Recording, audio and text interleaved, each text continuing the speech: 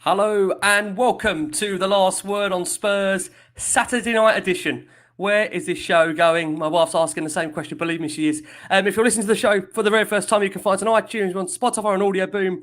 We're across a range of different audio platforms. We're, of course, on Twitter at Last Word on Spurs. We're on Facebook and Instagram too. This has been 3 years in the making, 3 seasons in the making, and we're delighted to be welcoming our friends, of course, over at the Dr Tottenham Podcast. But first up, joining me, so I have him back alongside me, I've got Jason McGovern twice in 3 days. Jace, lovely to have you here. How are you? Yeah, good to be back on twice in 3 days because there's no games to talk about. So I can at least have a smile on my face. And no one upsetting us, Jason, at the moment. We've still got a mental health free weekend at the moment. Nobody upsetting us. I mean, me and Dan have been upset all night with the cricket on, but other than that, it's all good. Do you know what? I'm going to save everyone the despair. No cricket, no Formula One, pure football on the Last Word on Spurs. The chance of darts. We can see where we can see where this show will take us. Thanks so much, everybody. That's obviously tuning in, listening to us live here. Thank you as always. Right, it's time to welcome our friends. Some of them from across the pond, some of them across from the UK as well. Do you know what? I've got to turn to the host of the Dr Tottenham Podcast, who also is joining me on the top of the screen here. We've got Sammy with us firstly. Sammy, lovely to have you finally on the Last Word on Spurs and it's crossover special. How are you, Sam? Lovely to be finally welcoming you guys. Finally. My God, we've been talking about this for years, literally. So it's great to be here. Thank you for the invite. Long time coming. Our pleasure. And I did mention this to you, Sammy. I'll say it live on air. You are my guilty pleasure on a Monday morning, and my go-to listen to, of course, the Dr. Tottenham Podcast. And it's time, like I say, to get you guys out there more so everybody can enjoy Dr. Tottenham. Because, my God, we have, as in terms of a Dr. Tottenham, my God, how many times we've visited that doctor in the space of the last 5, 6, 7, 8 years. I've had 32 years of Dr. Tottenham, and Jason's had a lot more than me, and I won't care to remind him because he won't have that at all. So also, please be welcome alongside Sammy. We've got Vas back here as well. Vas, lovely to have you here. How are you? Yeah, all good. Thanks, Rick. Nice to be back on with you. This time I don't know which pod I'm representing, but I'm here anyway. So I'm loving it. Thanks for having us on, Rick. Our pleasure. No problem at all. And also pleased to welcome back to the show. And Dan's been with us before. I'd say now he's firmly off the part of the Dr. Tottenham Podcast. Dan from Yidvids. Dan, how are you? Lovely to have you here. You well? Yeah, very well, mate. Very well. Thanks for inviting me on. I think it's been about 2.5 years since last time I came on. So That's good far too long. Oh lovely to have you here, Dan. Lovely to have you here. 2.5 years ago, my life seemed a bit normal. Now it's just absolutely changing nappies a lot. I don't know whether I'm breathing or living right now. I'd say 15 minutes ago I was cradling a baby. Now I'm doing a podcast. Who says to you life isn't unpredictable? You've got it there first. Well, it's fair to say, guys, we've been lucky and blessed over the last couple of weeks or even longer with Tottenham, continue giving us content day by day. What we will start with on this show is, of course, the news that many would have woken up to this morning, and it's that Tottenham's current position in the Europa Conference League, save Jason's congratulations and celebrations here, looks to be really under threat. And then you can see Jason going absolutely crazy in the background there because as things stand, as we understand, obviously Spurs will not be replaying or not be playing that game against Stade Rennais that was, of course, scheduled for last week. And Jace, coming over to you, it's now going to go to an independent UEFA panel who will take that decision as to whether Spurs will, in the end, maybe be awarded a playoff spot potentially or have to forfeit that game. How do you see that decision going? Bearing in mind the draw is on Monday, so we're expecting that decision quite imminently as to the future of Tottenham in the Europa Conference League. Can you contain yourself in terms of worry as to where we're going to go in this competition? Well, I would say that from the outside, I would think that we'll take the blame for it because it was us that caused the game to be called off. Whether, the fact it's COVID situation, it was still the fault of Tottenham that the game didn't take place and it was still at the request of Tottenham. But I'm a little bit surprised that they couldn't find a date because Rennes don't have a game next week whatsoever. They play at the weekend and they play the following weekend. And Tottenham have Leicester, which if the Premier League wanted to move, they could move and they could play the game then. I just think if this was a Champions League tie between Tottenham and Rennes, we would be playing it next week against Leicester. We would be doing everything we could to get that game on, discussing with Leicester in the Premier League to move that game. But because it's a Conference League game, then and don't you know what my feelings are on it, that we're quite happy to forfeit the tie rather than falling behind on the Premier League. From Rennes' point of view, I don't know why they wouldn't want to play the game next week, but they are top of the group. They are already through. They can't be caught, but there's €500,000, I think, for the winner of the game. But obviously now that they perhaps think, well, if Tottenham win the game, we don't even get the money from it. So, you know, whether Tottenham would pay all their expenses, I would have thought there was a day. Like I say, if it was a Champions League game, I'm sure that a compromise would have been met and we'd be playing next week. But we're not. And so I fear that Tottenham, well, I don't fear it. I'll be delighted if Tottenham are thrown out of the competition. And whilst we can talk about it being COVID and it's a bit harsh, UEFA, in fairness, have to develop the competition. They have to protect the integrity of a competition, even though you had a dog shitting on the pitch and players drawing numbers on each other's backs. You've still got to have the integrity of the competition. So it is what it is. I think that the draw for the next round, where you have country protection, PSV are in it, Leicester are in it. So which part of the draw do Tottenham or Vitesse Arnhem go into? So there's that little bit to sort out. Vitesse want to know where they are. Let them have the place. And the only thing I hope that there isn't, that we don't know yet, is if there's a repercussion for next year, that whatever Tottenham qualify in, they would be, you know, they'd be not allowed to progress into Europe next year. But I have a feeling that it will be just a big dirty fine of, I don't know, €200,000 or something like that. And then we all move on, and good luck to Vitesse and Rennes going forward for it. Yeah, I mean, actually, Howard makes a good point here. Why does it need to be paid before the December 31st when the next round isn't until middle of February? And, you know, it's a point that I struggle to fathom, because, you know, there is adequate time, I think, to play it. But again, you're kind of dictated to by UEFA. Sammy, let's come over to you next. You know, it's funny, I'm looking at Sammy, I think this is the host of the Dr Tottenham Podcast right there, and I'm going to hand over to him. This is so bizarre. But Sammy, that statement read as a rescheduled date for Spurs' Europa Conference League clash against Stade Rennais cannot be found. That matter is now referred to the Control, Ethics and Disciplinary Body for resolution. What do you personally think, Sammy, will be that resolution? Well, I don't know. I mean, I want to take a quick step back here, because Jace talked about the possibility of sanctions. And I guess I just I haven't quite grasped yet. What would we be sanctioned for? What did Spurs do wrong here? I mean, isn't this a sort of a public health issue? And we tried to make it work. We encouraged them to come. More cases occurred. And it was in everybody's, everybody's health interest at the very least to call this game off. And so when we hear about sanctions, for what? That's a fair point. I mean, I guess there's that view, isn't there, coming over to you, Vas, that, you know, the perception from the outside seems to be that Spurs had adequate enough players to play this. But I mean, you know, even now we have to say this virus has taken Spurs, you know, quality by a storm. It's taken, you know, from what we understand, you know, up to 8-10 members of staff. That's including playing as well in there. I just feel the lack of sympathy and understanding for Spurs from the opposition clubs baffled me. And we obviously did a show a couple of nights ago, and it's just staggered me that the perception from opposition fans is almost that Spurs are getting away with this. They're almost, you know, enjoying the fact of not playing. That really struggles for me to understand when this is a worldwide pandemic that we're in. And no matter if it's a player who's got it or, anybody in the world, it's a very deadly virus that we're talking about here.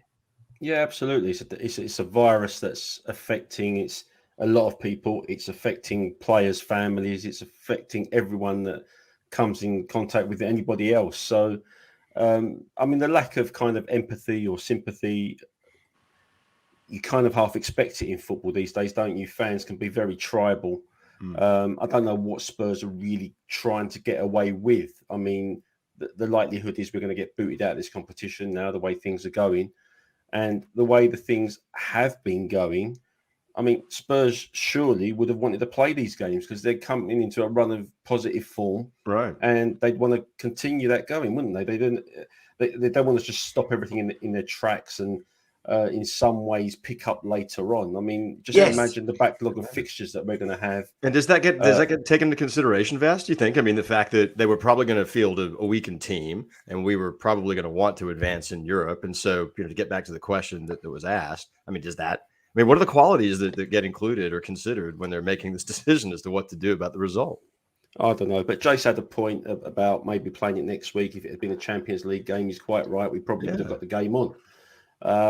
But I think the issue is that I don't know whether the club will be in a position to play any game next week. There's talk about the Leicester game being postponed now. Yep. And then the problem you have after that is the French league goes on a winter break until some date in January. I'm not entirely sure when. Yep. So I can understand that there are issues, but again, I can't see what Spurs have done wrong. And there's no scam here. Then we're not trying to hoodwink anybody. It's just the nature of the beast. Yeah, well, it's in the public domain, Vass, just how much Spurs have struggled over the past week in terms of those COVID cases. Dan, coming over to you. As we understand at the moment, Stade Rennais are likely to be awarded a 3-0 victory if Spurs had 13 players plus a goalkeeper available according to President and UEFA's competition rules, therefore meaning Spurs would exit that competition. Based on that, Dan, can you understand that? And would you be for an exit of this competition? Just a technicality, Rick. It has to be 13 players off the A list. Yeah. Available. That's quite okay. That's interesting. Yeah, so the fact that you've got all the under 18s and all the under 23s available doesn't mean that you can field a team. You have to have 13 off the A list of players, of which 2, I think, must be goalkeepers. Right, that's a very good point. Dan, on that basis, can you understand that ruling? And are you in favour of Spurs fighting tooth and nail to stay in this competition? Yes and no. I quite liked the competition at first. I thought, let's just get through and we can finish top of the group and sort of get through, and it wouldn't be too many games to the final. However, this might be the perfect opportunity to sort of, I don't want to say dignity, it's probably not the right word, but to sort of bow out. We didn't really get eliminated because theoretically we could have just beat Rennes and qualified, but at the same time we're getting out some of it. grace here. We can gracefully bow out here, right? It's almost like we're out sort of by technicality. So I think just get out of it. I can imagine, like Jay says and everyone says, if it was the Champions League, we'd be fighting tooth and nail for this. But I'm not sure. I don't know what the answer to this is, but I wonder what Conte's thinking in his head, sort of privately, whether they're going, you know what, this is probably a good idea. Let's just get out of it. Yeah, I think I hinted on our podcast, Ricky, the last episode, that this might be a convenient out for Spurs, just to back away from this tournament without really losing any face. You can hold your hand up and say, yeah, we're out, but it wasn't our fault. It was COVID or whatever. Because looking back on this competition, I don't know how seriously we've taken it. And in fact, as somebody said to me today, getting booted out of the competition is probably what we deserve given our away performances in it. Do you know what's weird though, Vass? I mean, I thought, and we said this on our show at the start of the season, I don't know if you guys, I know many of you maybe shared the same opinion, that I thought this was going to be potentially used as a development tool for the kids. But what ended up happening is under Nuno, because he was under increasing pressure from the off, he had no choice but to field the first 11 to get the results and to try and boost, the hope in terms of the Premier League. And if we've seen so far the teams we put out this season, barring the first, I'd say, couple of games against Pacos de Ferreira, who I won't remind you all of that that time because it feels like a very long time ago, which unfortunately we had to do live. I think JC was on that. It felt like almost ITV2 catch up. It was almost one of the worst shows. It should have been Comedy Central, really. But it at one point felt like we did put out a bit of a fringe 11. But if you look at that competition throughout it, we were getting stronger and stronger and stronger. We had the likes of Kane featuring, Højbjerg and Heung-min Son, Lucas Moura. It just, towards the end, you felt like we were almost playing the first team, Jay. So it ended up becoming completely the opposite of what we wanted to, didn't it? For me, I'd have done it as a developmental squad right the way through. I know Dane Scarlett played the first few, and people will say that's why it wasn't, because he struggled. But I think there was opportunities to play Harvey Whites and Mark Andes and Janelle Bennett's and people like that through the early games. And if we'd have lost a few games, I don't think anyone would have been annoyed. But what we've seen then, when we started to involve first team players that knew that they were backup players, if you like, we then have an embarrassment with Vitesse where we don't have a shot at goal. I mean, the last game was horrendous, wasn't it? So the competition, I mean, it's as much as we mimic the competition, we've stunk the competition out ourselves as well, worse than the dog mess on the pitch. So it's been a horrible thing, and looking forward, once you get to, I mean, people say there's a chance to win a competition, but if you go into the knockout rounds and you're playing Premier League games as you start to go on a run in, and there's FA Cup ties around that time, possibly a Carabao fight. I think the week of the Carabao final, there'll be a Conference League game. So we play the people that have been letting us down in the competition. Why are we going to be confident of going all the way to the final? So, and I think it summed it up, didn't it, when Brendan Rodgers found out he was in the competition, and his instant reaction was, I don't even know what the competition is. I mean, that tells you everything. I mean, so, and if I remember rightly, I go back to the very game at Leicester last year where we knew that a win would put us in the competition, and had it been anyone else that we'd have had to win the game to stop finishing above us, I'd have happily lost at Leicester. But because it was Arsenal right behind us, we thought we can't possibly finish below Arsenal in the league, so we'll have to win it and then go into the awful competition. But, with a balance, you look at how Arsenal are going and you think it might have been better if they were in it rather than us. But there you go. It is what it is, mate. But if we're chucked out of it, I couldn't care less. I couldn't care less about it. It'll be interesting, won't it? Because, I mean, of course, we're not going to be UEFA's biggest friends when this does come to, obviously, a decision, bearing in mind that we did try and, obviously, gate crash the Super League not too long ago. So I think it's fair to say that when they make this decision, Sammy, on that point, do you think UEFA will look at that maybe with I wouldn't say, a hint of trying to get one over on Tottenham, but, we're not going to look upon favourably, are we, when it comes to that decision, are we? No, I don't think Spurs are owed any favours by UEFA in their eyes, especially with what happened, this past summer. So no, I would agree with you. And it seems like so much of the decisions that get made at those kind of levels are so political. So it probably doesn't bode well for us. But I think in hindsight, see, it's weird, right? Because I mean, you almost kind of have to sort of uncondition yourself because we're so thirsty for trophies, right? Yet, really, in this case, you got to ask yourself: would we really be better off? Would we really put everything into a pursuit of this? And at what cost? At what? Yeah, cost, right. When you and especially as Jason said, with everything that we have in front of us. Yeah, absolutely. Well, as we understand, let's say that disciplinary will rule on whether Tottenham had enough fit players to meet UEFA rules, and which respective clubs could have rescheduled as to when. It's hopeful a conclusive ruling will be decided as soon as possible. A reminder that, of course, that draw is on Monday. So we're expecting, you would think, in the next 24, at the very latest 48 hours to know Spurs' fate, which we're all trying to contain ourselves with. So before we do move on, a quick round the table, and it's a yes or no. And we'll start with Dan. Dan, do you want Spurs to be in favour of that ruling to go into the next round, yes or no? No. No, okay. Vas, over to you, yes or no? Would you like Spurs to get the favour of that ruling and go into that next round of the competition? I don't see how they can now, Rick. So probably no. Like Dan, I think at the beginning I wanted us to win this tournament, but the way it's panned out, I'm glad we're going to be out. But as one of your listeners, Johnny Boy, has just said, being chucked out is fine. It's us being disadvantaged by a loss of coefficient points. I don't know if that's going to come back to bite us at some point. Yeah, that's a good point. Sammy, we'll come to you next. Yes or no? Do you want to be in this? A week or so ago, I would have said no. Charlie Eccleshare was on our pod last week. He started talking me into it, and the inflection point for me was the dog shitting on the pitch this week. It was a pedigree though. It was a pedigree dog. Well, actually, no, he was a smart dog, and to your point, and so he knows the caliber of this competition. Yeah, exactly. So I think as a result, we Europa Conference League out. Jason, I think I know your answer, right? You would have bowed out before we got to kick the ball, wouldn't you, Jason, on this? Well, when a dog expends more energy than Ndombele ever did in the competition, I think that says everything. So, just dump us out of it. And hopefully we finish 8th rather than 7th this year, and we're never in it again, mate. I've got to give you credit there, Jason, because Ndombele wasn't even part of the script tonight, and you still managed to fit him in. There's always a way you fit Ndombele into these shows. So there you go. I think you've had it. I think my personal opinion on it for me, I think now with what Spurs have got to come, of course, please God, we beat West Ham. We've got a double leg of course, of a semi-final there. FA Cup, Morecambe in there. You'd hopefully expect Spurs to advance. And with Conte in charge now, and hopefully Spurs with a backlog of Premier League games in a charge for a top 4.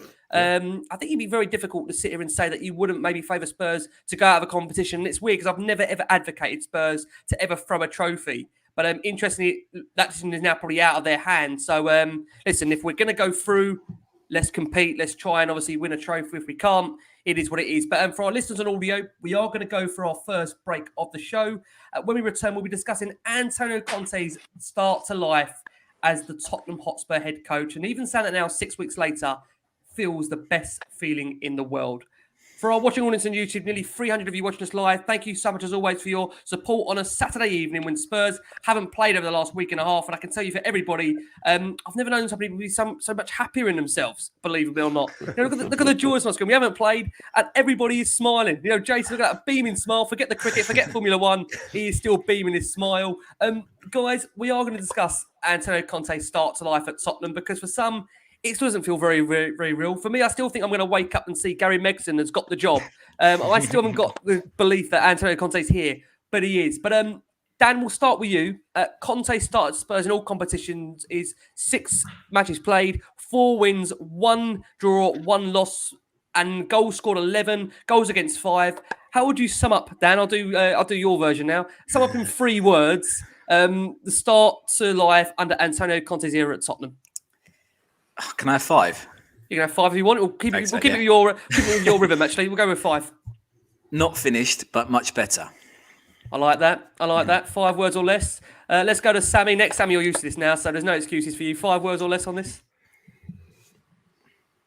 Happy with things right now. Okay, he's fit it in. Jason's still processing. We'll come to Vass next. Vass, what are you going to go for? A promising and welcome start. Okay, Jace? That's 5, yeah. I like that. Well done, Vass. Improved. Lots more improvement needed. Improved, lots more improvement. Well, yeah. We just squeezed it in there. Okay. 5? It's 5. I'm going to go with quite simply, I believe again. And that's the worst thing as a Tottenham fan. Having belief again, it just, God, it can kill you. But overall, Dan, listen, you started us off. We'll come to you. Conte's start to life in North London, what have you made of it so far? What's impressed you? And what gives you real hope for the future that this can work, if you do believe it can? When he came in, I thought, are we going to see just an absolute instant improvement? And we're just going to be absolutely blitzing teams and be one of the, sort of Conte-esque straight away. And I thought that is possible. But at the same time, that hasn't, for me, really happened. We haven't been the best team in the league by any means. I think we've actually stuttered around in some of the performances so far. However, there's been lots of improvement in the attacking play. I think the attacking shapes is so much more improved. Our defence looks much better. And I'm not saying our defence was always terrible this season, because there was a couple of games under Nuno where our defence looked quite good. But I'm just impressed with sort of him and sort of his persona, sort of as you'd expect, really. I think the big test will come when we play some better teams, especially away from home. I think we've had a nice run under him. To be fair to him, he's had a nice first few games. I just feel like the improvement under Mourinho when he came in was just like an instant improvement. We were great, we were fantastic, and then it just sort of started petering off. And I'm quite excited the fact that we're sort of getting better and better by week, and maybe the training that he does on the puts into the training ground is actually improving us, and we're actually in 6 months' time we're going to be up here rather than down here, if that makes sense. I'm excited. I'm optimistic. I'm not sure how optimistic, but I think we've got a chance of finishing in the top 4 this season, I think. Yeah. Sammy, the thing we use, and the same as me, right? When we're hosting the show, we have very little room for our opinion. So we end up, canvassing the room. But when it comes to us, we're trying to also get our opinions across. So I'm intrigued to know from your perspective what the view is across the pond on Conte and just the impact that that's going to have for Spurs, not only from on the pitch, but also from a marketing view as to attracting one of the world's best managers. How that can also attract players when Spurs aren't in the elite European competition? That's a great question. I think, what's interesting about American soccer fans, football fans, is that, they seem to sort of know, they need to know things in the big picture. So they seem to know the big teams, the big characters. And so when you ask that question about Conte and would that be good for sort of the popularity of the team in the US? Yes. I mean, he's a shiny object that people are drawn to. So yeah, I certainly think it makes people like I've had people that I work with who really don't know really much about Spurs, but they're like, wow, Conte, that's a big deal. So yeah, I think, and it is a big deal. And I think there's, we had reasons to be excited when the rumors were swirling around, and we're starting to see the product of having a tremendous leader. Jace, let's come over to you. Is it the start you would have expected, Jace, based on the games he's played so far? And I ask you that because listen, I know you've got that expectation of us being a front foot team, but from what you've seen so far, has he exceeded expectations, or is he just about right based on the opposition he's come up against so far? I think, if anything, we're 2 points down on what I'd have expected, because, you know me, I always expect to go to Everton and win. Yep. And the form of Everton have been really, really poor. Then there was a great chance to go to Everton and win. And let's be fair, we wouldn't have had to improve our performance that much to have beaten Everton on the day. But with the 3 home games with Leeds, Brentford and Norwich, you would expect to win those games. I think tomorrow would have been a bigger test, because Brighton look after the football, and they perhaps don't score the goals they deserve, Brighton, but they can certainly give you a really difficult. And we've had a few problem games at Brighton, so I think we'd have had a better idea of how things were going at Brighton. And of course, Liverpool is coming up, and that's another thing entirely for that one. But yeah, we're more or less where I think I would expect us to be. We've seen improvements. I thought Norwich last week, you know, for Norwich to come to Tottenham and have almost 60% of the ball, I was a little bit surprised at. Pukki takes that early chance. We're 1-0 down, and it's a different game. And it took us until the 68th minute to really put the game beyond Norwich's reach. And for a team that's bottom, I was a little bit disappointed even last week. But we've won the games. That's the most important thing. We've picked up 10 points. I think we were looking forward to going to Brighton tonight rather than dreading it. That's one switch. Yep. I think we're all looking forward to games now. The mood around the fans, the mood around the players, I'm sure, has lifted. We have seen improvements. There's no doubt about it. We do look a better side going forward. We have carved out chances in those games. So at the moment, I would say we're more or less where I would expect us to be. But I think that Liverpool game and that West Ham game are 2 big ones, particularly that West Ham game. Yeah, I agree. I think that it's such a big game. I know we laugh and joke saying it's West Ham's cup final. I think for Tottenham, that is a cup final for us in itself this season. You know, to get to a semi-final, and then, as you said, Jace, earlier in the week, for us to potentially go on and face teams that we would love to beat, the likes of a Chelsea or an Arsenal. We'd love to do that. We would most certainly love to do that. Vas, coming over to you. I know obviously we had you on the show recently as well, but thoughts overall on Conte, and has it surprised you just how quickly he's already built up such a good rapport with the fans? You know, it almost feels that's crucial ahead of the January transfer window, purely on the basis that he's already got fans on side. So if he doesn't get who he wants, then you feel that he can use that power of knowing the fans are already massively behind him. Yeah, well, look, I mean, the fact that we had Mourinho and then Nuno before him, and the quality of the football was making us not look forward to games. Jace was saying that he's looking forward to games right now, and I think most Spurs fans are. It was a massive uplift, and you've got to, I guess, understand that Conte, is he a top 5 manager in the world? Surely has to be in that group, doesn't he? Yeah. So if that can't excite Tottenham fans, then I don't know what can. And I think Spurs fans were just looking for an improvement. And we've seen signs of that. And I think the first home game he had against Leeds, which was a comeback win, something we've not done for quite a while, I don't think. And the passion that was shown in that particular game just kind of increased the desire from the players and the fans to get this show on the road, essentially. And I think, whilst Dan's right, the fixture list has been kind of favourable for Conte, you still have to win those games.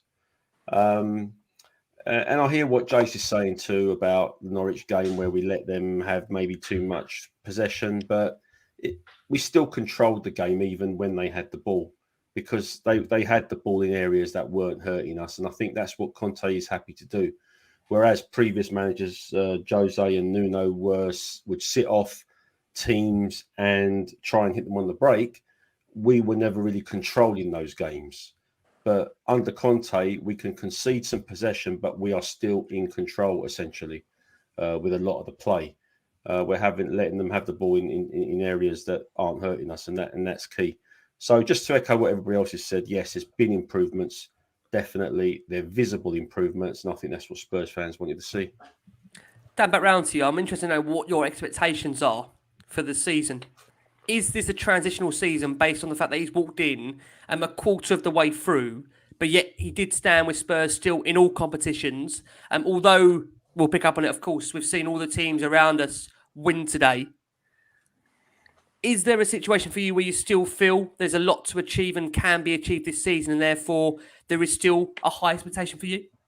Well, the thing is, I think the luckiest thing for Conte, it's not luck, is through what he's done, but he's got a bit of a free hit this season. Because I think even if we play like absolute rubbish in some games coming up, he won't get the blame. It's the players and it's the rebuild that gets the blame, which is a good place for him to be. I think that if I would usually say a new manager with no preseason, the season's a free hit. It doesn't really. Well, of course, it matters where we finish, but it's not on him if we don't finish.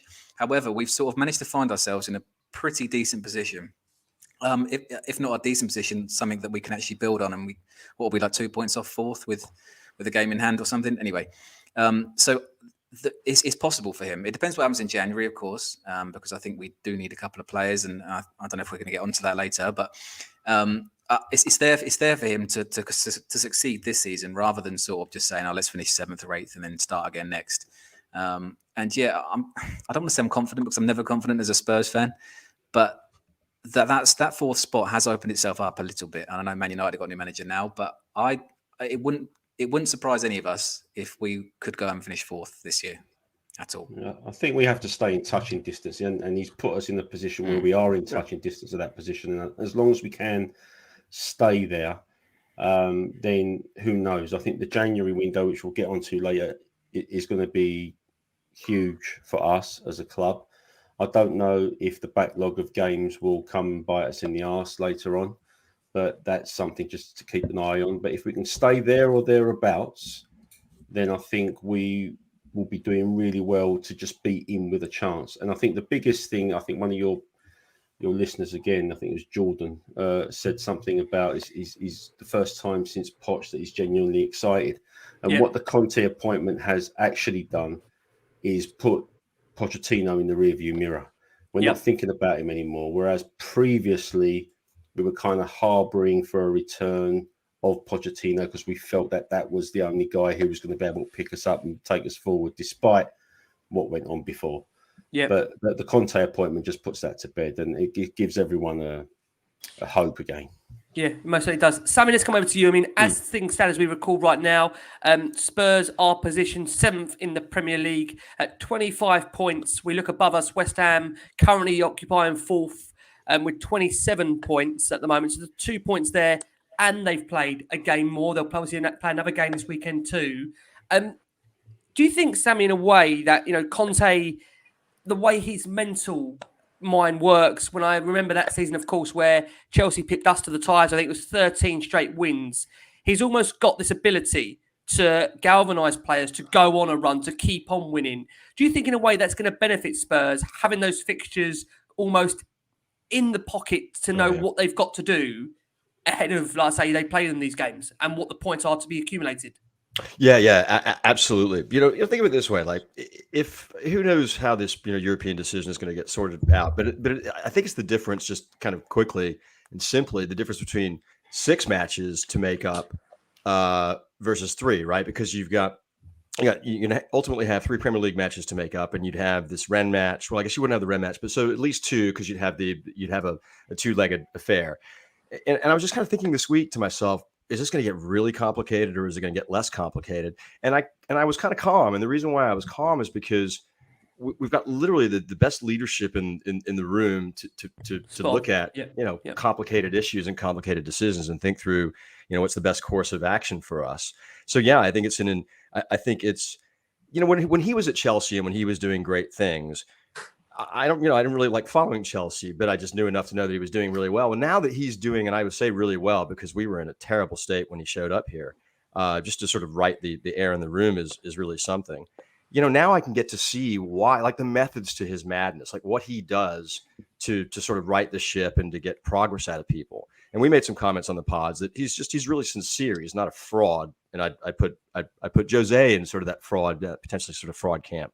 And I don't think we have those concerns anymore. So I'm really been kind of calm about this. I don't suspect that it'll be a straight line to success, but I feel really, really good about the people in the room that are making the big decisions. Jason, come over to you. I'm always intrigued to ask you, Jason, the tough questions. So, what is the minimum expectation for Conte to achieve this season, bearing in mind that he walked through the door, as I mentioned earlier, with Spurs in all competitions and still in a position where top four, if that is the club's remit, and that's why we sacked Nuno, is achievable. I'm sure we know there's 100 reasons why we sacked Nuno, but I mean, one of them being, of course, we do want Champions League football again at the club. I think the bare minimum, not necessarily my minimum, the bare minimum will be Europa League football. I certainly don't think they'll want to be in the European checker trade ever again. So I think they'll definitely want that. But I think there's, with the way that things have gone in the Premier League, we are in touching distance. I mean, as poor as Nuno's job was, let's not forget he did win five games for us. So Conte didn't take over a team that was 18th or 17th. Well, yeah, we weren't in a relegation battle. We were still actually in touching distance at that point, which just shows you how much draws can kill you in a season. Because, I think Newcastle have only lost 2 games less than us or something, so it's 2 games more than us. So it just shows you the value of winning games rather than getting draws. But we have a great opportunity, and if we can get the investment right in January, if we can strengthen that squad, we have a home quarter-final in front of us. The holders are out. Manchester City are out of it. There's an opportunity to win a trophy and finish in the top 4. And I think we would happily take either one of those 2 things if Conte can deliver on one of those 2. Ideally, he could deliver on both. I think he's got a great chance to deliver on both. But if you picked up one of those 2 things, let's be honest, from when he walked through the door, if I'd have said to you, we'll win a trophy or we'll finish top 4, I think we'd have bit your hand off to have one of those 2 things. So there's great opportunities for us. Like I say, that January window is key, and in a weird way, 2 or 3 extra Premier League games once you've hopefully brought in and strengthened that squad might actually help you as well. Yep, and that's actually a perfect segue into our next topic. We are going to discuss the January transfer window. So for our listeners on audio, right, we are going to then. Cheers, boys. We told you they're fleeting, Jason. It's fleeting topics tonight. Go and get the Daily Hotspur on. Someone booked doing the athletic, doing the marathon, I think, tonight. For our listeners in audio, we are going to go for another short break. For our viewers on YouTube, still nearly over 300 of you watching us live on a Saturday night. Thank you ever so much, as always. Thanks so much for your support. Like I say, we're joined by the Dr Tottenham Podcast here for a crossover special. I must mention, no Timmy tonight. Of course, Timmy, part of the show as well. Listen, we'll try and get him on the next time we do this. What, the next 6 years, Vass? Hopefully we make it work. Yeah. I'll tell you, honestly, we will get together again, I promise you, on more of a regular basis. Right, January transfer window. Jason brought it up, so only right to go there. Vass, we'll start with you on the January transfer window because I think it's fair to say not just on players in, but players out as well. You do feel that from a mentality perspective, if we're going to get the right group of players to get this club in the right direction, there's plenty that do need to leave as well as bring in. So interestingly, I can see Jason's doing that in the background there. We're going to come on to Jason in a minute. But Vass, we'll start with you. In terms of players to go out, Vass, I'm sure we all know who's coming. Vass, who would you like to see move? Well, I think many of us, listen, we know the names that are going to probably come. Unless you've got some surprisiness there for us, Vass. Who would you like to see moved on ahead of this January transfer window? I never thought I'd say this, but probably Dele needs to move on for his own good more than anything. Even if it's just a loan move so he can find himself again. Yep. It's an interesting one. I mean, who do you move on? We talk about players needing to go, and then we've had a resurgence from players like Ben Davies and Eric Dyer. I'd probably move on Matt Doherty. And aside from that, I don't know. You got Conte talking about Bergwijn as being this pseudo striker. We haven't really managed to get anything out of Ndombele. Lo Celso keeps teasing some good performances and then getting injured. So, do you really want to end up getting rid of players that you've spent 50, 60 million pound on? I suspect Ndombele we're going to have to cut our losses on. Dele, we're going to have to move out. Doherty, I think we need to move out. But then, it's all about who comes in after that, and January is going to be really interesting for this football club. Yeah, I think it's fair to say. I mean, listen, the similar names keep popping up. Dan, from what we see, the names there, like I say, being churned out, like I said, Dele and Ndombele, Doherty, Sanchez. Anybody out of them, or in addition to them, that you would feel now is the right time for them to move on from the football club? I think for the right offer, I think you'd get rid of Winks.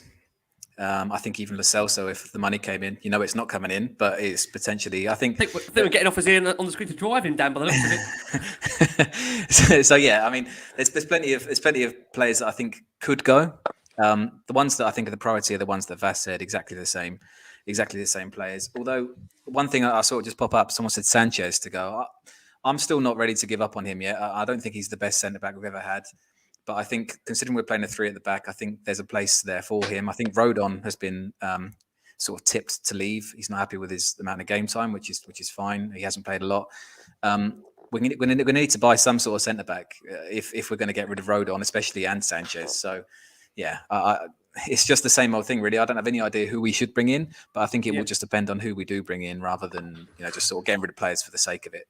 Yeah, Sammy, let's come around to you. I know we had a question in, I think, from on either of our Twitter feeds, and it was around Stephen Bergwijn. I'm going to try and find out who put that question to us in a second. But from what you've seen of him, Sammy, so far, it's been fleeting this season. But do you think in the case of Bergwijn, have you seen enough to think that he's not going to make it in a Spurs shirt? And that came in from QT Romero 4. Yeah, I don't know. I don't know what the right way or the best way to describe the player that he is. Is he a true winger? Is he a false 9?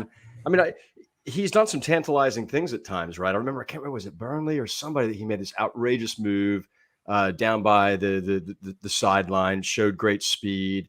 I mean, he's got tricks in him.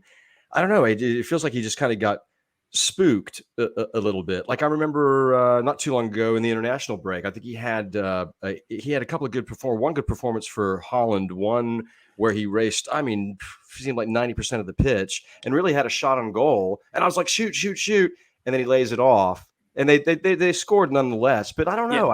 I don't think that, whereas I thought he had a chance under a Nuno system, it's hard for me to see where he sort of is a natural fit in with Antonio Conte, and he just hasn't really, I mean, he hasn't been given a lot of playing time, and admittedly he hasn't shown anything terrific in the small amounts of time that he's been given. So I don't know, but I don't think so. Is probably my likely answer. Anybody else, Sammy, on that obviously list that we've seen that it's obviously coming across, that it's the same names that we all seem to. You've spoken about them on your show as well. Yeah, I mean, there's so many players, right, that frustrate people to varying degrees. I'm a big fan of sort of starting from a strategic perspective. In other words, who are you trying to build around? Is it Harry Kane? Is it Heung-min Son? What kind of style of play are you really trying to build as your foundation? And I think you're supposed to sort of build from there. But in this day and age where money means so much, a lot of your decisions are based on who you can sell, not necessarily, who should you sell. That's fair. And that is fair. And Jay's come over to you. I think we had a pot on the screen here from Jordan. I will try and dig it up. And I think, like Jordan saying there, we have this is the hard things about in Tottenham, right? Because we do have. This is what makes me laugh. People think about our wage structure as being a very poor one. We've got a highly incentivized wage structure at Tottenham. Alongside that, you have got state-of-the-art facilities to train in. You're in one of the most attractive locations in the UK, of course, London. And I think people understand, Jason, you've said it so many times, how hard it is to move players out the door. Yeah, I mean, the first thing is when we talk about backing Conte in the January window, part of that backing is in players trying to get out the door. People always interpret that as backing him, who he wants to bring in, but it's also backing his judgment and who he wants out. And I think, particularly with clubs, the pandemic has hit finances in football. We've seen that. I think clubs will be reluctant to make big money deals. And so there will be when you look at some of those names, and Ndombele and Dele are two, it's very unlikely you'll find a genuine buyer in January for those two. So they're going to have to be creative loans with options to buy or with obligations to buy. I mean, Tanguy and Ndombele, 200 grand a week. There isn't a club anywhere in the world that will give him that. Yeah. Barcelona are desperate for players. He's wanted to go there. Whether you could point him down that route, but Barcelona have got no money to pay for him. So you could only possibly do a loan, and you'd probably have to subsidise some of his wages. And Jace, I just want to tell you, so like what you're talking about really sort of complex transfer stuff, right? And it kind of goes back to my comment that I made earlier. I mean, you're talking about a guy, Paratici, who has been, director of football, master of transfers at a place like Juve. So, these are complex issues, but I still kind of have this peace of mind that we got the right people around to make the best of, these very, complex situations. I think we've got the right person, but it's whether the chairman signs the deal off. Yeah, that's the thing. Sure. And is Daniel the type of person that wants to subsidise? I mean, with Satan Ndombele, let's put him on. I don't know. Let's say he goes to AC Milan and they say, right, we'll pay him 80 grand a week.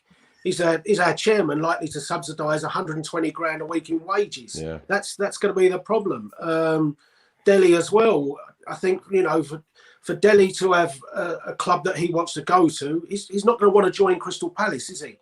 So, you say that, but at the moment he needs to. He has to. You have to feel like he's got to. Well, the problem I've got with Delhi, very quickly on this. I mean, as is before, Jason. I think we both had this conversation about a week ago over the phone. That I just feel like he's almost fallen out of love with football. It's not about Tottenham anymore. It's just I don't think he even enjoys being a footballer. From what I can only gauge of him on the pitch. He needs to find his enjoyment for the game and everything back. Yeah. But his image, if you like, his ego won't allow him to say, "I want to go and play for Crystal Palace or Brighton or someone." And they're probably the only clubs that he could go and join, because Liverpool's and Man United's aren't going to want him anymore. And if they do, they're certainly going to say, "Well, we'll have a look at him because we don't know what type of footballers they're in there." So again, he's another one that's a saleable asset, but I can't see a club being prepared to go and buy him. And I can't see a club that he's willing to go to. So there's going to have to be some real creativity in that window. And the flip side of that is any transfer business we want to do,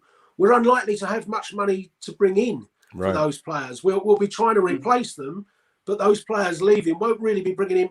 If Doherty leaves, how much are you going to get in for him? 8-10 million? You're not exactly going to go and buy quality with 8 or 10 million. So, and if Winks goes, reality is again, the type of clubs that will want Winks, they're not going to pay 40 million for somebody like that, are they? So it will be a really testing January. I think it wouldn't surprise me if Conte, when he's looked at cheap deals like with Eriksen, obviously, but bringing in Ashley Youngs and Victor Moses and that, there may well be somebody that he sees, a much more experienced player, 31, 32 years old, that Tottenham have never traditionally wanted to bring in. But it may well be that Conte says, look, give me him for 18 months. I only need, and if he goes on a free transfer at the 18 months, I don't care. But I don't think we'll see too many 23, 24-year-old, £80 million transfers coming into the club, that's for sure. Yeah. One player I did want to mention, our goalkeeper, Hugo Lloris. It's just amazing, Vas, coming over to you, how we've just seemed to allow his contract to be, almost winding down. Very little communication from Tottenham to Lloris, from what we understand about there being an offer of a new deal. Very quickly on this, we'll have a quick roundup on this one with Lloris. That from what we've seen of Galini so far, are you fulfilled, Vas? With the thought of Lloris departing, or should we be putting anything in our power to keep him at the club? We'll put it this way. I've not been impressed with Galini. I don't know if he's made a save yet, to be honest. I may be doing him a disservice. I'm not sure. But that farce against Mura in the European check the trade, as Jason calls it, it was not great. Now, the thing with Hugo, actually, you mentioned this, Rick, it might be timely, but reports over the last couple of days is that he's open to extending, and the club may be in a situation where they're now wanting him to extend. So someone checked his records, his mental health records. He wants to. Is he sure he wants to extend? Well, look, I think if players can't, you got to look at who would you go to? Say, like, I'm Hugo Lloris now. Which team out there would I realistically be able to go to? Who needs a goalkeeper? In the past, maybe he might have had an eye on PSG, but they've splashed a load of cash on Donnarumma, haven't they? That's so right. he's Yeah. not going to be going to PSG.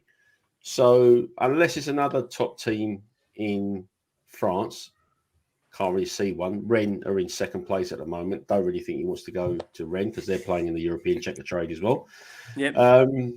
So, you know, I think Spurs have become, again, an attractive proposition under Conte. If you can attract one of the best managers in the world to a football club that isn't in the elite competition in European football, that isn't in the top 4 of its domestic league, you still get this guy in, players are going to look at that and think, well, maybe I need to buy into this guy. Maybe. And Lloris has been here long enough, really, I think, where he can maybe have some kind of affinity rather than having his head checked, to be honest. Yeah. Can I jump in on Hugo quickly? Please do, Dan. Please do. Yeah. I just saw one of the comments saying, get Sam Johnson in from West Bromwich Albion because he's on a free at the end of the year. If they think that, there you go. If they think Hugo is no good, well, not no good, but he's sort of coming to his end at Tottenham, the best thing to do for the club, in my opinion, would be maybe sign Hugo on for even just one more year, if that's all he wants, one more year. Also get Sam Johnson in as a number 2 and sort of transition that period from maybe Sam Johnson as a number 2 to a number 1 if they think he's good enough. Because I think if you speak to a lot of West Brom fans, which I've got a couple of mates here, West Brom fans, they love him. They think he's future England number 1, and he's been in the England squad for the last however known. So that might be worth a shout. I mean, if you want to just completely let Hugo go and replace him, if you want to replace him with someone as good, that's a fair bit of money. I think. If you think how much Kepa went for, and Courtois. So is Galini not the one then, Dan? I don't think so. No, I think he's I tweeted the other day. I said I think he's one of the worst shot stoppers I've seen at Tottenham since. Do you remember when Paul Robinson had that little fluff and he just absolutely went to crap in 2008? Unfortunately for Robbo, any shot from distance, it was just a real problem, wasn't it? You know, Galini's the same. Yeah. He's got this great way, Sammy, coming to you, Galini. Almost the way he watches the ball go past him is fantastic. He does a great way of looking at it, going, that's going in. I'm just going to watch that as it goes into the top right-hand corner. Not a good trait for a goalkeeper. No, not a good trait for a goalkeeper. I mean, Sammy, what do you think will happen with Spurs' goalkeeping situation there? Do you think Hugo will sign on for a further year, or what can you say?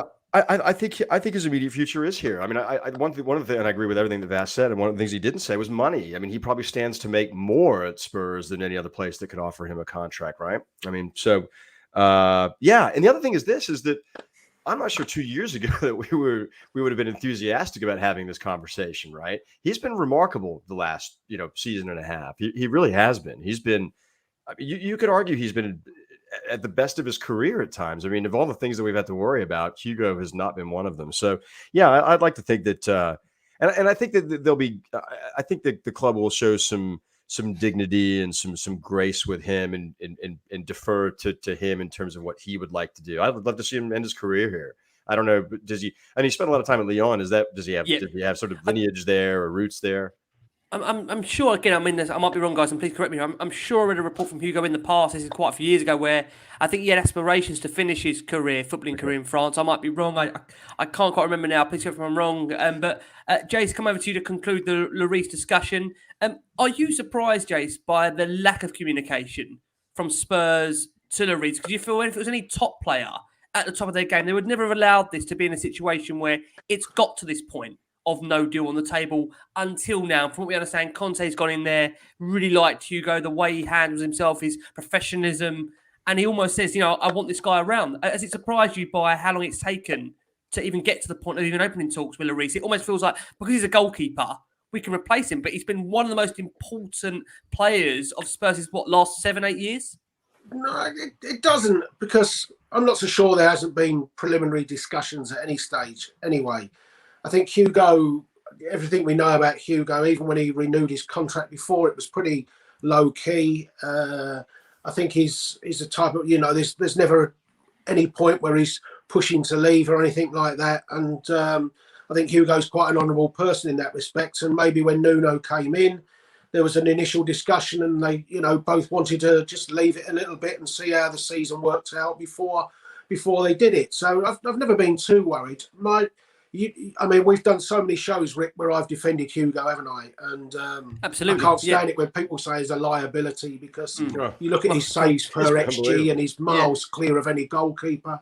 We know he's dropped mistakes in games, but the amount, and I've always said, You know, I can accept Hugo's mistakes when he makes 4 or 5 saves more than any other goalkeeper. And if you worry about the mistakes and you lose those extra 5 saves, then you're 4 goals worse off just because your goalie hasn't made a mistake. So it's silly. But I think with Conte's situation, I think it depends what Conte wants from his goalkeeper long term. And I think the last couple of years maybe has helped Hugo that he's in the weaker points of his game. We haven't really allowed to show up because Mourinho didn't want to play out from the back. So that distribution element wasn't such a problem that it was under Poch. But under Conte, if you want to play out from the back, then that will bring Hugo's weaker parts back in the forefront of people. So I think it depends how Conte wants to do it. I mean, in terms of bringing a goalkeeper in, it's not an immediate position that I want to go and spend 30, 40 million quid on because we've got a good goalkeeper. But if Conte really wants to play out from the back, it's something that we'll have to address. So I think they're right. I think with Hugo, the decision is, what do you want to do? And if we can get him to sign for another year, but maybe within that year, he'll have to accept that as the season goes on, as Dan said, that he becomes less of a priority, or maybe he becomes the cup rotation goalkeeper and we do give somebody a chance to stake their claim in the Premier League. So I think you can have a mature discussion with Hugo. I don't think it's going to be a fractious one at all. No. And I think they'll just reach the point that suits both parties. I think he's still France's #1 goalkeeper. That's the thing. I thought after the last World Cup that he might call it a day with France then. I thought after the Euros he will. And yet he's still a fantastic goalkeeper.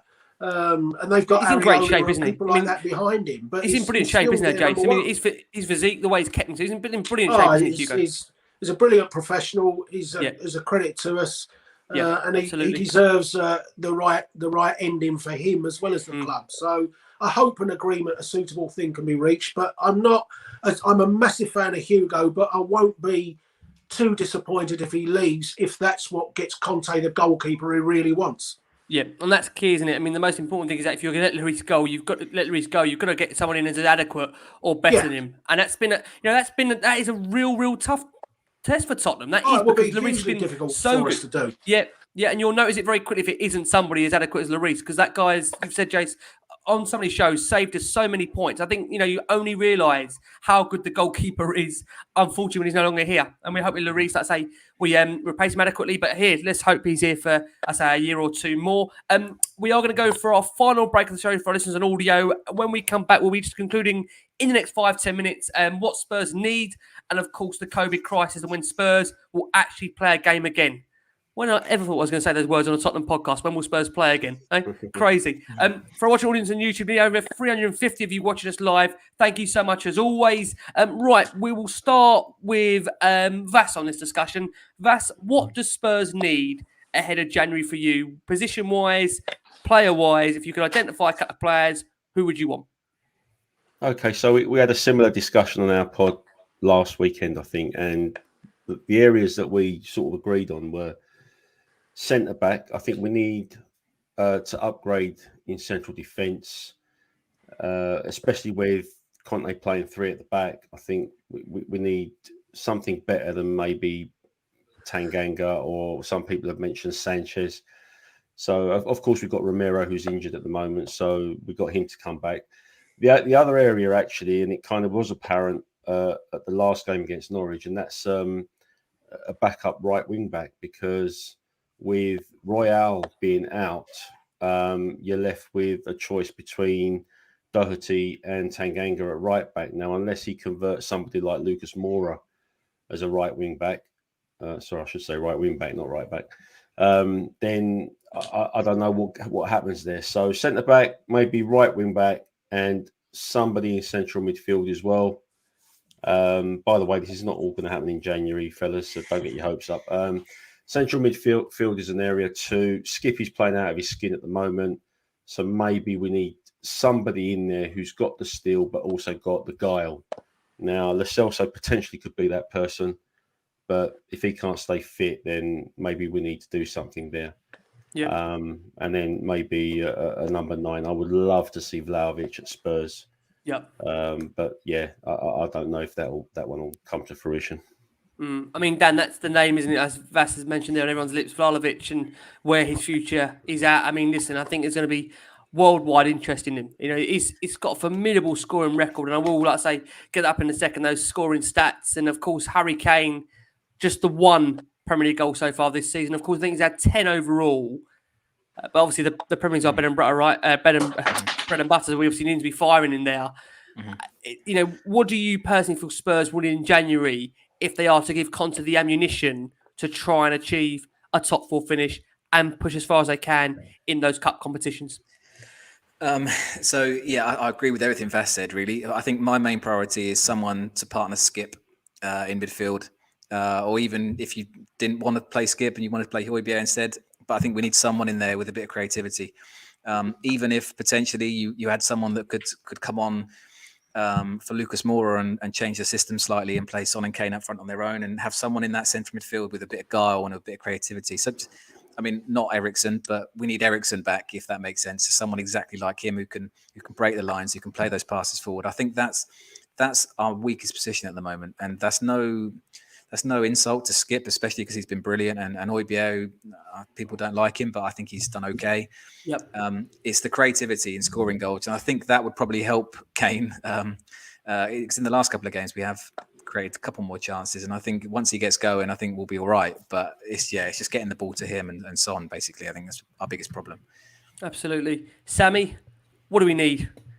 You king that chair over at Dr Tottenham. You have to chair that discussion almost on a weekly basis with these lot. What do we need, Sammy? Oh well, I don't know. I mean, I think the short version is what we need is we need players like Tanguy and Ndombele to finally show the end product that we thought that he was going to have, right? I mean, we got that ship seems to have sailed. I don't have a whole lot to add other than I think the ship sunk, mate, not sailed. Yeah, no. I mean, look, those are. But the point is like good managers, right? I mean, they do turn around players. I mean, we've seen it with Ben Davies.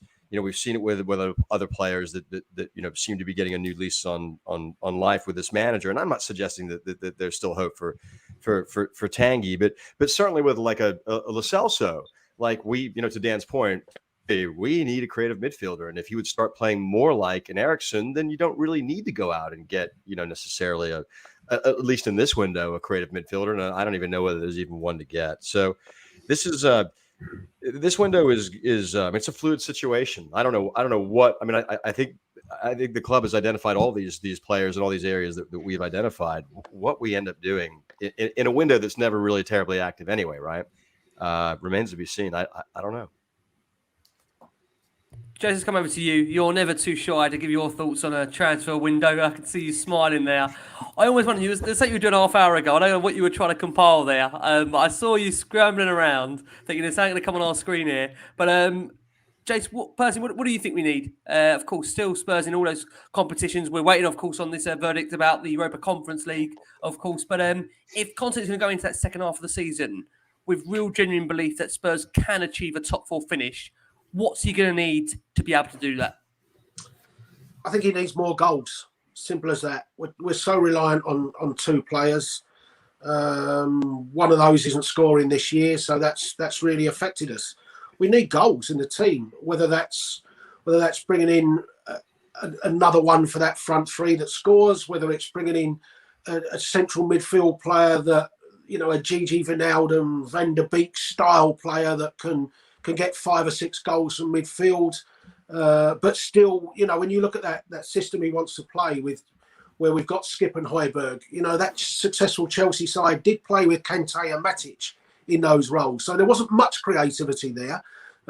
If you're only going to play 2 in that midfield, they've got to be defensively strong enough to do the role. So you've got to have somebody good enough to do that, but ideally can get forward. That's why a Gigi Wijnaldum type player, although he went to Paris in the summer but isn't playing, but that type of player. But we've just got to get more goals in the team. Vas is right. I'm not even sure Emerson is a first choice wing back. Him and Reguilon have got to get those assist levels up, and they've got to contribute 3 or 4 goals each themselves in the way that Reece James and Chilwell have done, or Marcus Alonso. I mean, Marcus Alonso He's the type of wing back we need that can get you goals. And the two Liverpool fullbacks are terrific, aren't they? But that's the key. We've got to get more goals in the team. Like Vass, I think Dele, Doherty's and Dombele's, Winks, people like that. I'm not fussed if they leave the club, but it's certainly something we've got to get into that side, because there's games that we'll struggle in that you need to nick 1 or 2 goals in, and we need to do that badly.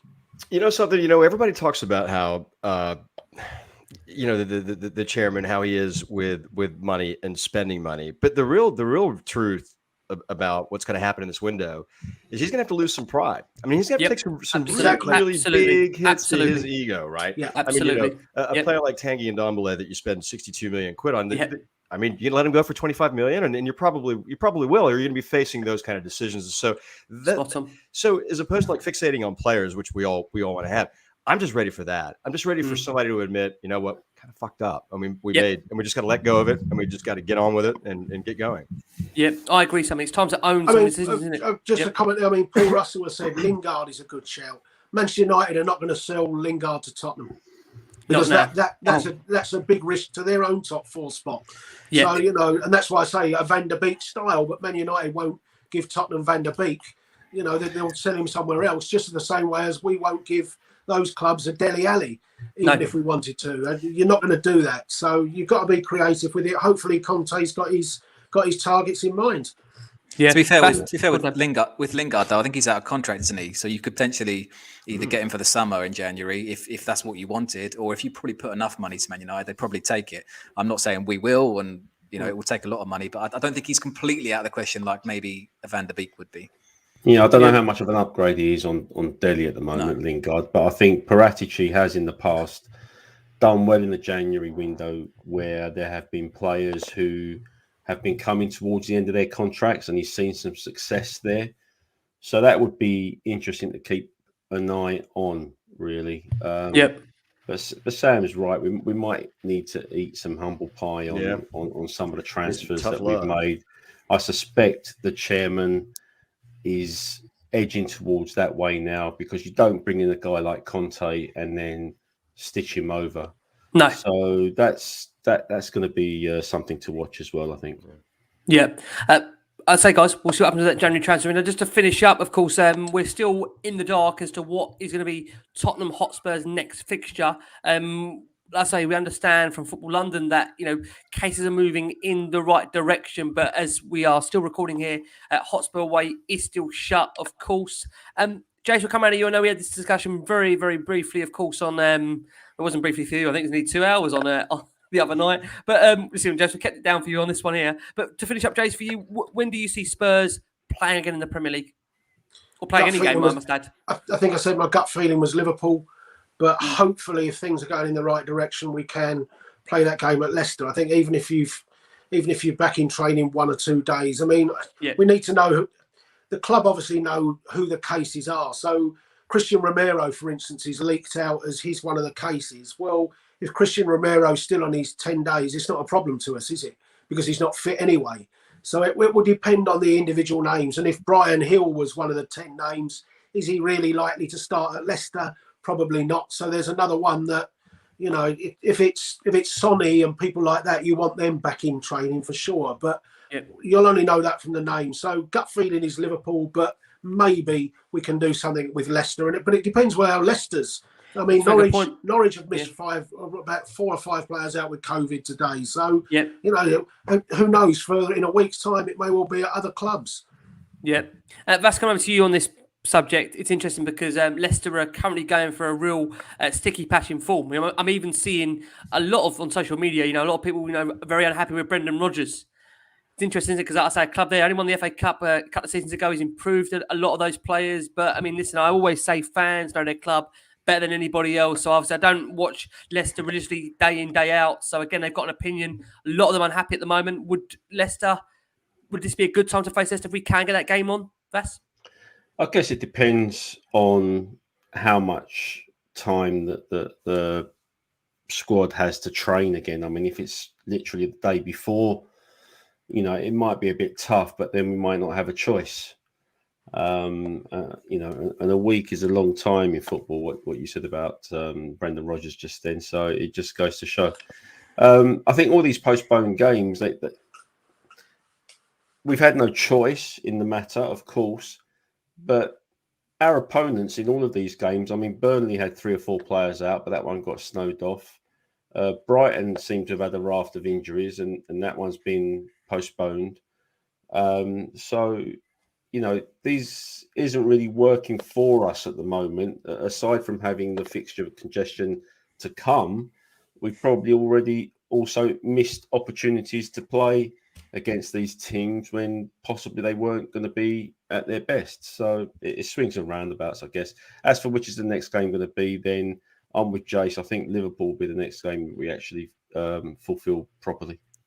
Over to you, Dan. If it is Liverpool, does that concern you in a way? Just with Spurs, they've almost been playing teams like I say, the likes of like the Norwiches and the Brentfords that have been able to kind of get them on almost a sound footing in the build-up to coming along to the likes of the Liverpools. And I have to put West Ham's that bracket now because they're playing some really good football.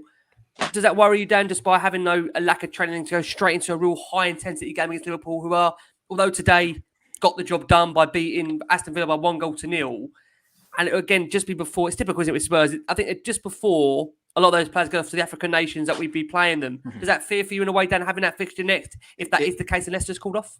Yeah, it does. Purely because Liverpool are very high energy. You're going to need to run and run and run against Liverpool.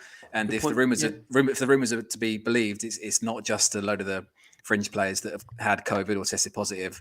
It's some of the ones that are the important players for us. So we need everyone fully fit. And I think if you tested positive for COVID, 5 days ago, you know, I know people who've had it, and I know they're not professional footballers, but they didn't feel completely great, you know, for at least 2 or 3 weeks. And I know everyone's separate, but you don't really want someone like, for example, I don't know, whoever, sort of half cooked and a bit tired for that sort of game, because you're just not going to be in it with Salah and Firmino, everyone, and some of their fullbacks. So, yeah, tricky time. Indeed. Sammy, over to you for the final opinion on this one. What can you see happening? What do you believe Spurs' next fixture will inevitably be? Yeah, I don't think we're playing midweek. I think the thing that I worry about, well, guys, a question for you guys. I mean, is this a Spurs thing, or could this potentially be a league-wide thing? So I think the reason why I was just worried that, my God, you know, it just got ever more complicated with other teams succumbing to the challenges that we have with COVID. Well, of course, I mean, the government over here obviously are now suggesting that, you know, it's a work from home policy if you can. And judging by the cases already, like I say, from a UK perspective going up, I think it's massively concerning, Sammy. It does feel like it could again become in that time again. It's hard because I say you want to, talk about football on podcasts, and it ends up becoming almost a worldwide pandemic. What do you think, Sammy, will be our next game? What can you personally see becoming Spurs' next game? Yeah, who are we supposed to have next? Well, obviously we've got things. It'll be Leicester midweek and then on to Liverpool. Leicester on Thursday night. I mean, I don't get the sense there's any compassion for teams that now have players available but haven't had a chance to practice, right? So, did we really think that we were going to get a result from Liverpool anyway? So, I mean, you always want to try. You don't want to just give a game away, but I'm not sure that most people would have rated us to get three points there. So, I would suggest just in the league wants to get cracking as soon as we can, assuming that no other teams have the same challenges with COVID that we do. It'll likely be Liverpool. But you know, one of the things that to your point, Ricky, and this struck me when Conte showed this side of him this week in his presser, when he really talked about the human side of this thing. That, hey, look, these are players, but they have families. And you know, they've got health issues of their own and concerns of their own. And I was just so blown away at sort of his human side that he had shown, that it wasn't all about X's and O's and footballs and you know, points and losses. Yeah, I mean, they're the same as us, right? And you felt even like, you know, in that last, the previous used to be having COVID in the lockdown, it almost felt like they're being tested like guinea pigs out there, just, you know, go and give us some entertainment running around for us. But, you know, again, as you said there, Sammy, totally agree. They've got families, you know, they've got young babies. They're all going through the same as what we're going through. And it's just very, very tough out there. Yeah. I mean, Jace, as I said, I mean, just a case of Jason waiting and seeing, right? Whoever we get, we have to, like I say, you have to fulfill that. Yeah, I think that's what you got to, you know, how badly some of those players are. I mean, the case of Joshua Kimmich. You know, it just shows you what can happen. and fingers crossed we haven't got anyone to the degree that case has cost Joshua Kimmich. But we won't know really, and I don't suppose we will know until much later in the week. It will be Tuesday, Wednesday before names start coming out as to who possibly is available and things. I think that once we're back in training, even if it is only for one day, then the Premier League will take the thing that you can go, you can play the game. And like I say, if you've got 6 players that haven't had COVID and you have to mix in other members of a youth team squad, I think that's what the Premier League will do, because they won't want one club to fall 3 or 4 games behind that's the a good rest point. of the Premier League. And, there's issues with that. So I think if we're back in training, then the Leicester will go ahead. But I have a feeling that there'll still be 1 or 2 cases that make that difficult to happen. Hey, but that Liverpool game, I'm different. I think the Liverpool game is important from our league position, but I don't think beating or losing to Liverpool makes a difference to us finishing in the top 4. Yeah. I think we could lose to Liverpool and still finish in that top 4.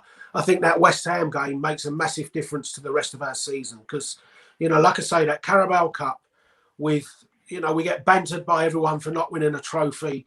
If you could go West Ham, Chelsea, Arsenal and win that final by knocking those 3 out, that banter finishes. And I think the feel-good factor would be a brilliant trophy for us to win, because like I said the other night, if it was Wolves, then Leicester, then Aston Villa, it's a nice trophy and on you go. But if you can knock those 3 teams out and win that trophy, the momentum and the belief I think that would really bring on is a massive springboard. It's a February final. It's Absolutely. Not like the Conference League. You're having to wait till the end of May to do it. Yeah. So you can suddenly think, get that in the bank. And don't get me wrong, it's a difficult competition to win, particularly if you're going to have to play Chelsea, because they are our nemesis side.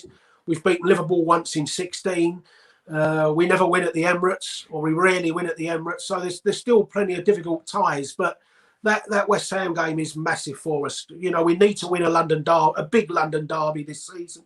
If you can do that and take some momentum forward, I think that's a great chance for us. So that to me is the really big game that's coming up before Christmas, more than the Liverpool game is.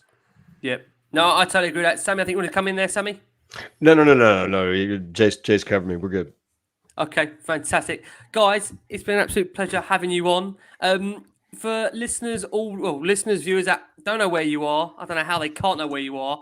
Who wants to give the obligatory of where they can find you? Sammy, Vastan, who's going to be the person? Who's doing the spokesperson? Who's the spokesperson here tonight? We are. Yeah, we're going to do the marketing. We are the @Dr Tottenham Podcast. That's @Dr Tottenham, and we're just about everywhere you find these sort of things. So thank you for having us. Now let's brag on you a little bit, because you have really built quite the Tottenham Hotspur podcast empire for yourselves. You guys have done an incredible job of producing quality Spurs content.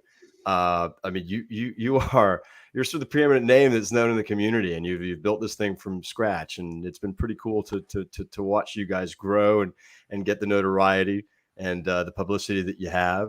And to do it in a manner where you've done so, where you've had to show some grace, because there's some real pricks out here in COYS Twitter land, and just some people that are just kind of haters and say stupid shit. And you've I've just been impressed with how high you've held your head and just gone about your business. So we're honored to be here. Sammy. Thanks for having me. No, it's been a real pleasure. I know, like I say, I've promised Vas for a long time we're going to make this happen. Vas, like I say, listen, thank you so much, Sammy, for that lovely words. I know Jason's really enjoying the 2-hour editions. We are trying to bring those shows down. We did good here.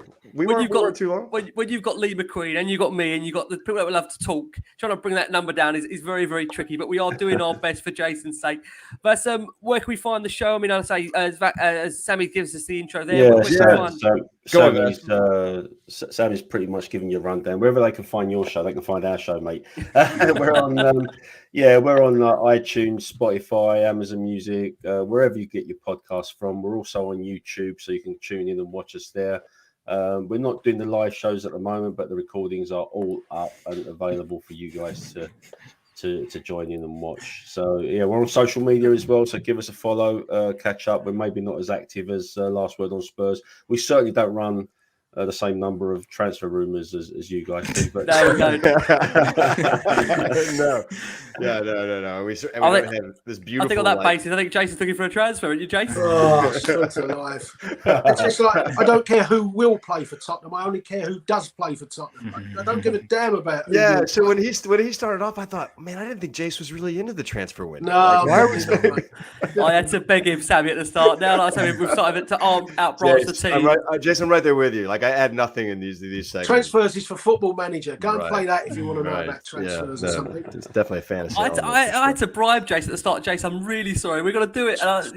Now we've got obviously Jamie Brown, Daily Hotspur, absolutely loves the transfer. So we're well catered. But like I say, it's a great team. I promise you, Vass, we will get together again very soon. I actually thought we were going to have a bit of a Christmas party today with beers out and whatever. No, yeah, I should have. It's always the way, isn't it? It's always we pulled too early. We pulled too early. I hope to be. I mean, COVID aside. I mean, I'm booked for the West Ham match, the Premier League fixture at home. So hopefully meet you guys and meet up and have Be amazing. a beer or two.